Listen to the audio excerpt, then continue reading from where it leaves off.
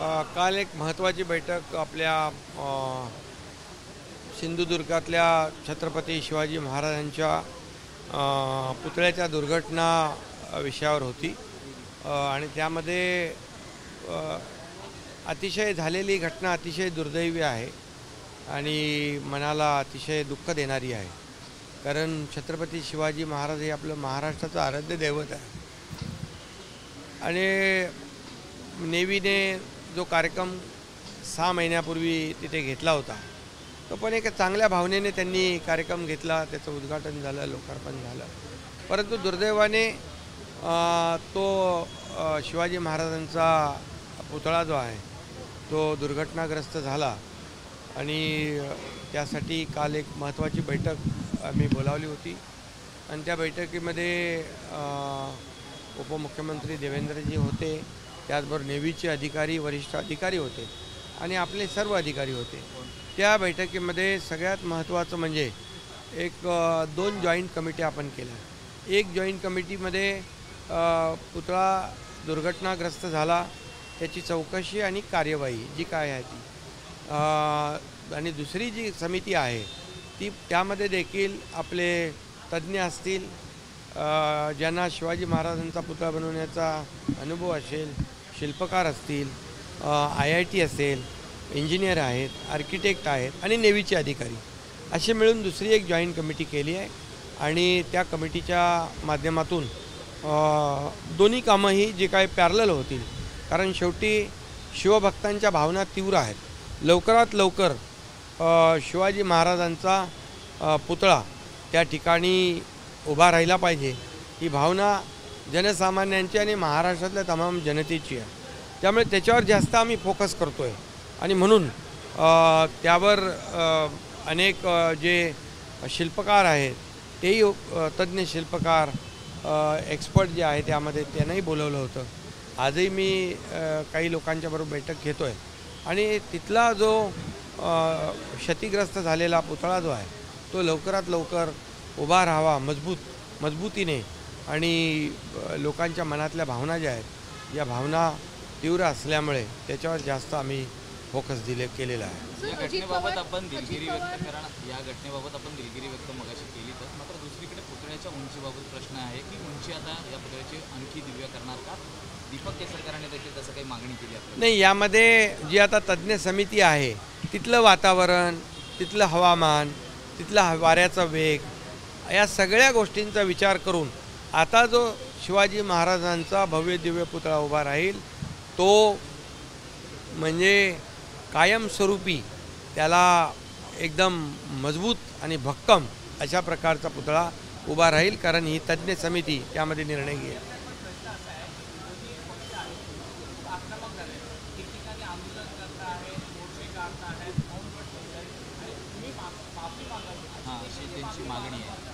नाही बघा, याच्यामध्ये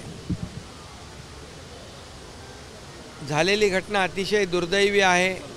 नेव्हीने तो पुतळा उभारला चांगल्या भावनेने, परंतु दुःख देणारी घटना तर झाली आहे.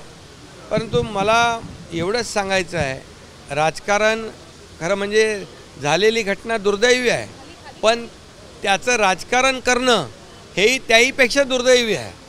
आणि म्हणून विरोधकांना तर अनेक विषय आहेत राजकारण करायला. छत्रपती शिवाजी महाराज ही आपली श्रद्धा आहे, अस्मिता आहे, आपलं दैवत आहे, यावर राजकारण करू नये. आणि जर म्हणाल आपण की अशी मागणी ते करतायत माफीची, तर छत्रपती शिवाजी महाराज हे माझं आराध्य दैवत आहे आपल्या सगळ्यांचं.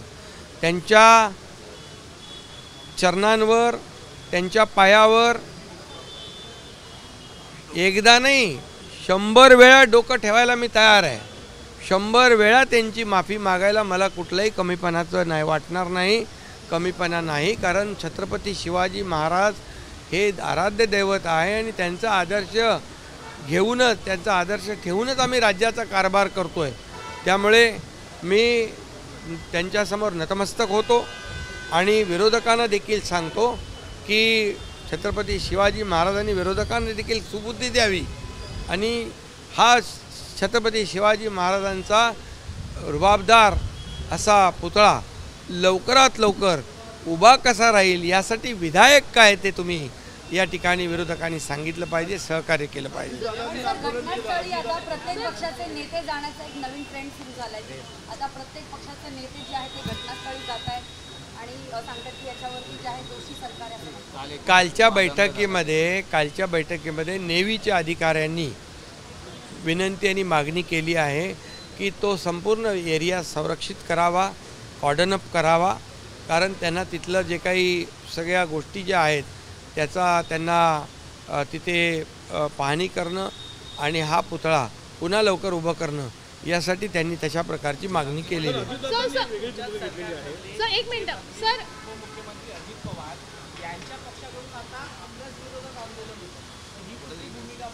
नाही, खरं म्हणजे अजितदादांनी देखील जाहीर माफी मागितली लोकांच्या तीव्र भावना लक्षात घेऊन.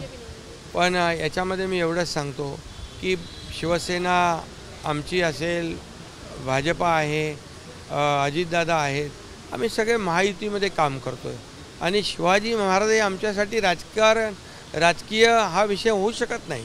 हा विषय आमच्यासाठी श्रद्धा आणि अस्मितेचा आहे. त्यामुळे कुणीही याच्यामध्ये राजकारण करण्यापेक्षा शिवाजी महाराजांचा भव्य दिव्य पुतळा तिथं उभा कसा राहील यासाठी प्रयत्न केले पाहिजे.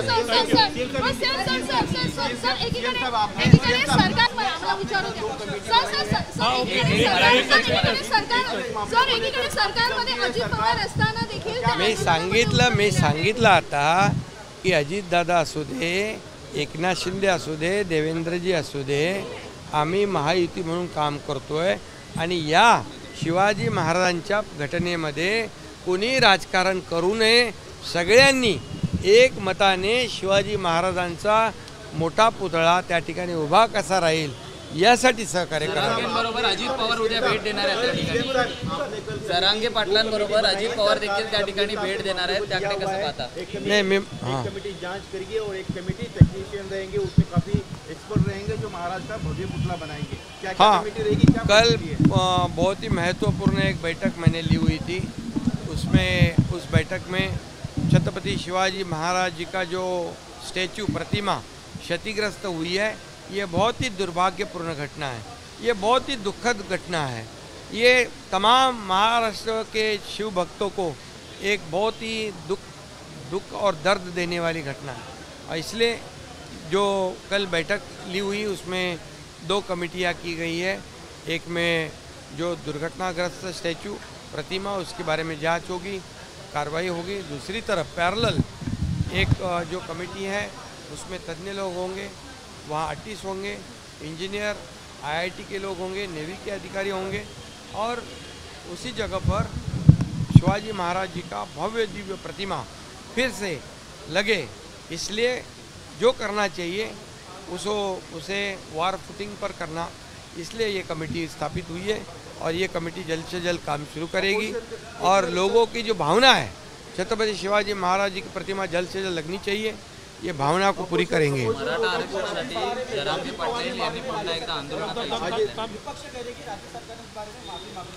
नहीं, देखिए, छत्रपति विपक्ष को तो मैं ये कहूँगा कि राजनीति करने के लिए तो कई इश्यूज है. ये छत्रपति शिवाजी महाराज जी इशू, ये जो इशू राजनीति करने वाला नहीं है. और छत्रपति शिवाजी महाराज हमारे लिए राजनीतिक मुद्दा नहीं हो सकता है. वो हमारे लिए अस्मिता का प्रतीक है, श्रद्धा का प्रतीक है.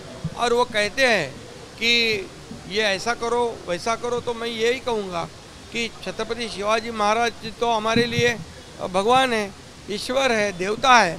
उनके सामने, उनके चरणों पर एक बार नहीं 100 बार माथा टेकने के लिए हम तैयार हैं. उसमें हमें कोई कमी नहीं महसूस होगी, क्योंकि उनके ही आदर्श पर इस राज्य का कारोबार शुरू है. और इसलिए विपक्ष का मेरा इतना ही कहना है, विपक्ष को इसमें राजनीति ना करें. ये शिवाजी महाराज जी का प्रतिमा जो है वो जल्द से जल्द वहाँ लोगों की भावना जो है जल्द से खड़ा हो जाए, इसलिए आप सहयोग करो, इसमें सिर्फ राजनीति ना करें.